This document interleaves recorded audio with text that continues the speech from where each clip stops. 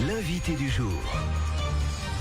Il est 7h45 tout juste. Dimanche dernier, c'était la journée internationale pour l'élimination de la violence à l'égard des femmes. Et tout au long de la semaine, il y a des manifestations dans le département de l'Allier pour parler de cette thématique, véritable fléau. Je le disais tout à l'heure, les chiffres donnés par la préfecture il y a quelques semaines, c'était 12 femmes victimes de violences conjugales chaque semaine dans l'Allier. Voilà, ça c'était des chiffres sur les premières remontées de l'année 2018. Pour en parler ce matin avec nous, Béatrice Miclet, bonjour. Bonjour. Et merci d'être avec nous ce matin. Vous êtes bénévole donc à Portée d'Aile, ce lieu situé 30 bis rue des Serruriers à Montluçon qui permet l'accueil et l'écoute de femmes victimes de violences. On peut rappeler un petit peu ce lieu justement qui a été inauguré en 2014.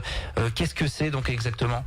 Eh bien, c'est d'abord le CIDF, le Centre d'information aux droits des femmes et des familles, qui gère 3 centres d'accueil à Portée d'Aile, donc dont celui de Montluçon, dont vous avez donné l'adresse, mais il y en a un aussi à Moulins et un autre à Vichy.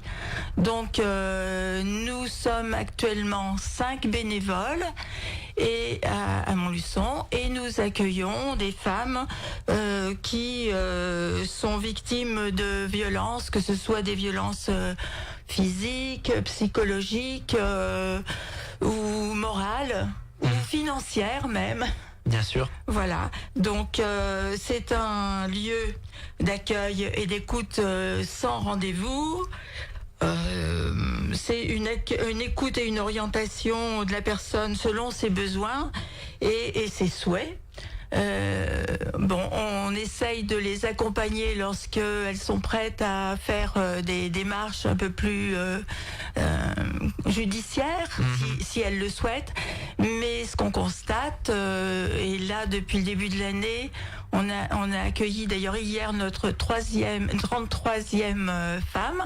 La plupart du temps, celles qui viennent nous voir, elles ont déjà eu le courage de pousser la porte et de venir parler de leurs difficultés, mais en général, elles ne sont pas prêtes encore à faire des démarches pour porter plainte, même pas une main courante, même si on les y engage, on essaye de dédramatiser la démarche de façon à ce qu'elles soient, mais elles sont pas assez confiantes en elles encore. Et c'est, je crois, cette recherche de confiance qui les pousse à venir partager leurs problèmes.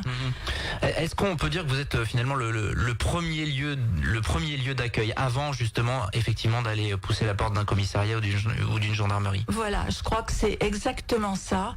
C'est le premier endroit où les femmes peuvent livrer leurs problèmes, déposer un peu leur sac, et le fait de le dire, et nous on s'est donné un petit peu comme mission de reprendre ce qu'elles disent et de leur demander si on a bien compris. Mais le fait que quelqu'un d'autre parle leur vécu, je crois que déjà ça donne une prise de conscience, ça donne un peu plus de relief à ce qu'elles vivent, et puis surtout ça les conforte dans cette intuition qu'elles ont, que c'est pas normal ce qu'elles vivent.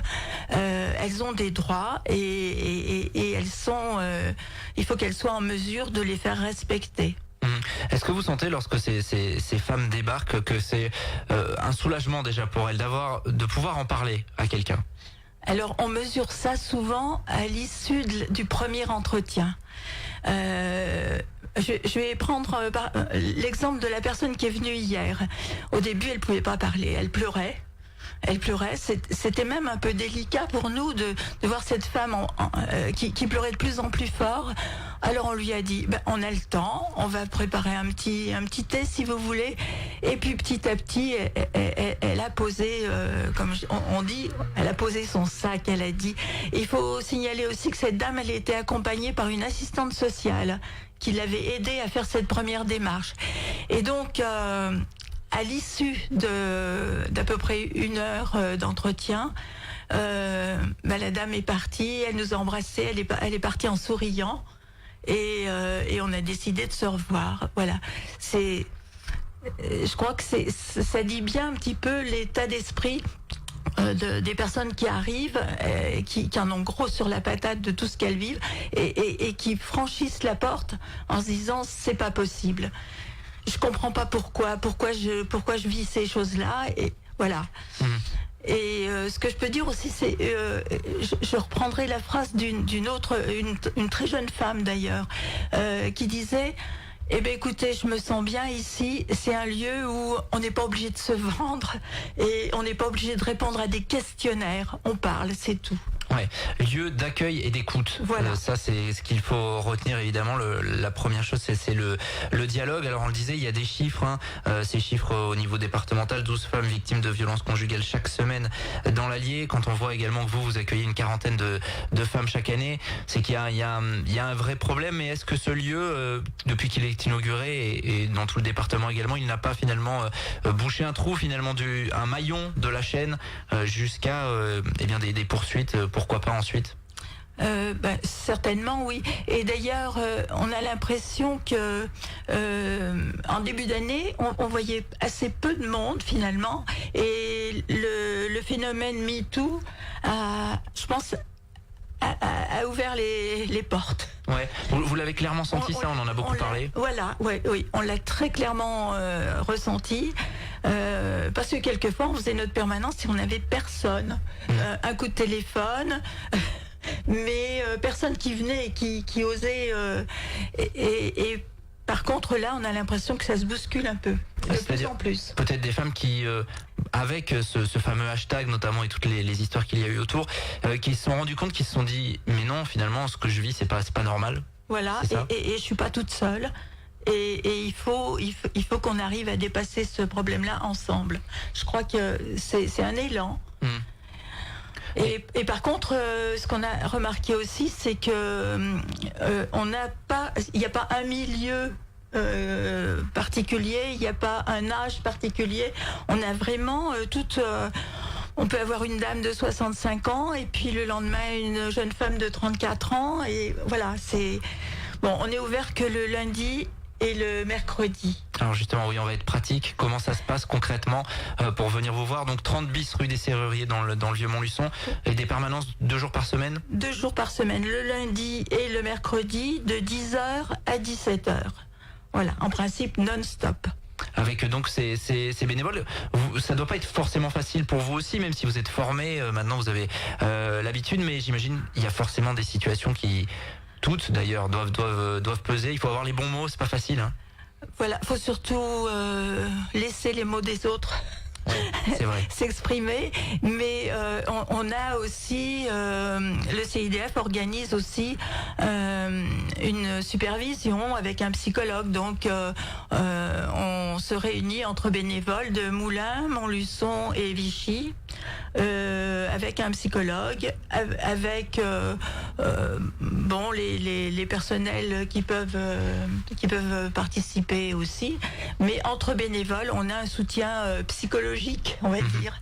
Et c'est vrai que c'est très éclairant parce que d'une ville à l'autre, on peut avoir des situations tellement différentes. Il y a pas un profil, il n'y a pas un type. Donc c'est une bonne expérience partagée, ce que ces séances de supervision. Alors donc ces 2 permanences, on rappelle, les lundis, mercredis, 10h, 17h. Comment ça se passe une fois que les femmes ont poussé la porte? Donc elles viennent 1 fois, 2 fois, 3 fois parler. Voilà. Ça débouche souvent ensuite sur bien quelque chose, comme vous le disiez tout à l'heure, de plus judiciaire, une démarche de dépôt de plainte. Voilà, ça peut être ça. Ça peut être aussi redonner tellement confiance à la dame qui est arrivée qu'au bout de quelques entretiens, elle va, par exemple, si elle était complètement confinée à la maison ou son compagnon, son mari ne souhaitait pas qu'elle sorte, mais qu'elle s'occupe des enfants, du ménage et du repas. Et ces femmes se disent, je peux vivre autre chose que ça. Voilà, ça peut être ça aussi. Et nous, on a vu des dames qui allaient voir notre conseillère en insertion professionnelle, parce que c'est ça aussi à portée d'elle. Tous les mardis, on a une conseillère en insertion professionnelle qui intervient dans le même lieu. Et le vendredi, on a une juriste qui est référente pour les violences faites aux femmes. Et donc, grâce à ces 2 salariés du CIDF, on peut compléter les accompagnements. Allez, on rappelle donc ce lieu, 30 bis rue des Serruriers, 10h-17h les lundis et mercredis. Vous êtes là même entre midi et 2, vous prenez Oui. quand même... Oui. On essaye parce que ça peut favoriser l'accueil de certaines Bien sûr. femmes. Peut-être plus facile, effectivement. Donc on rappelle ce lieu, il est ouvert toute l'année, hormis peut-être certaines vacances scolaires ou fin d'année. Non, vous maintenez une permanence. On essaye de maintenir le plus possible. Il peut arriver une quinzaine de jours au mois d'août. Où c'est plus compliqué. difficile.